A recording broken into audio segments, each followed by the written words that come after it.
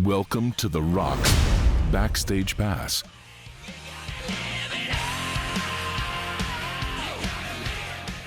With thanks to our good friends at the Hard Rock Cafe. Camilla, take it away. Hi, it's Camilla here from The Rock. We're here with the Backstage Pass with the legend himself, Justin Hawkins from The Darkness.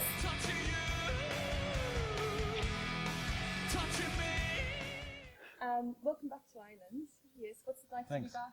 It's really, well, it is a bit cold, but it's not as cold as Switzerland, I don't think. Hasn't started snowing yet. You're all geared up. Missed all that.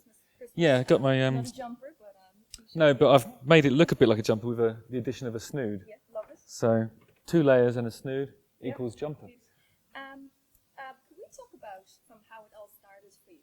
I was 14, so that was 14 years ago, which is a long time in music terms, really. So it's all a bit of a blur.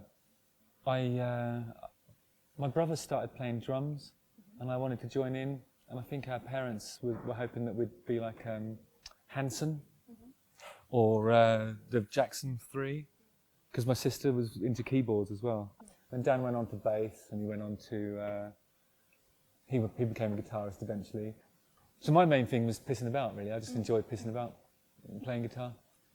My thing was like, just get good enough to be able to play behind your head, and then do plectrum tricks and do all this stuff. And yeah, actually, here's a good story. Aerosmith came to see us in. That's how you start a story. We were playing in Atlanta, and Aerosmith and Cheap Trick came down to see us play. And I was doing my trademark undoable and pulling it off because Steven Tyler's watching. And then after the show, Steven Tyler was teasing the man from Cheap Trick because he couldn't do the one that I do. Wow. But he can do everything else. But he was actually a little bit upset by it. Yeah, So. Steve Tyler's my personal hero as well. Yeah. So, like, absolutely. Yeah, I think in every level, like style and all that stuff. Because when I was 14, I started playing guitar. That's when Pump came out. Yeah. So Pump's a big influence on my decision to sort of do music, really. So it must have been surreal seeing it in front of you, like the reverse situation when you weren't coming to his Yeah. gig. So Yeah. amazing.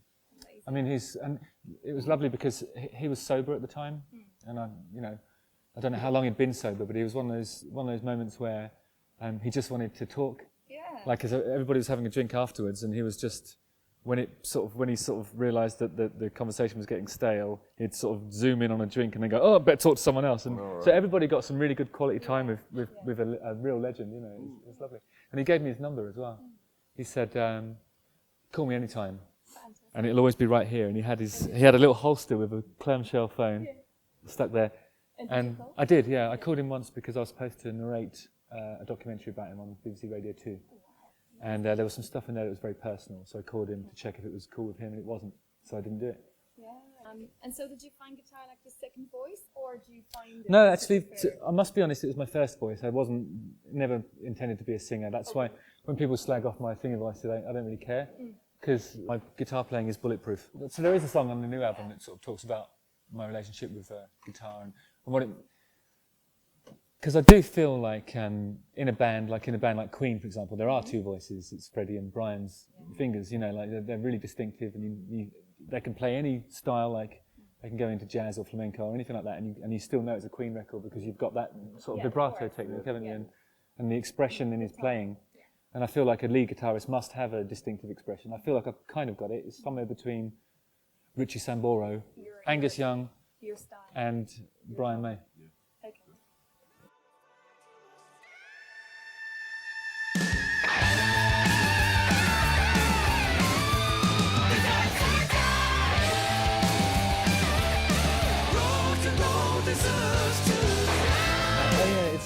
It's the first song from the new album, and it's kind of talking about the state of rock and how it's kind of doesn't seem to be challenging the boundaries of the genre, and it's not trying hard enough, and it's only us that are making the effort. So I mean, it sets the tone for a quasi-concept record. Listening to your record feels a bit like a concept, album. So would you say to the fans to listen as a whole, obviously? Yeah, I mean, I think it's got a few moments but you ought to give it one listen through. Easter's Cancel has been described as a mini rock opera, examining the role of the musician in the barbaric culture of the world today. How do you relate to that? Is this what you were talking about a second ago about the music not really pushing the No, I'm not talking about music in general. I'm really only talking about rock and roll, because I think other genres do challenge, and I think you never hear people going, oh, who's going to save jazz? Who's going to save rap? Nobody says that, because those are not perilously close to extinction like rock and roll always seems to be. Rock and roll is Penelope Pitstop tied to the train tracks, and we've always got to go and release her just in the nick of time. Yeah. It's one of those genres where, for it to cross over, there's an obligation to make it sound a bit more like pop, or you have to be careful about how to get on the radio. And I'm delighted that the rock exists, because to get on mainstream radio, you have to make a record that hasn't got swearing in it. And why is rock the only genre where you're not allowed to swear to get on the radio? It's so unfair. We're supposed to be the rebellious ones, and we're not allowed to do anything. I mean, and you know what it is? It's our own fault. It's our own fault, because we've stood for it for so long. We've allowed rock to become so weak and feeble, and it's emaciated. There is not enough fleshy, talented folk like me and Pat in the rock sphere to make this thing float. It needs more Darkness. It needs more Warrant. It needs more Pat Carty. It needs more rock.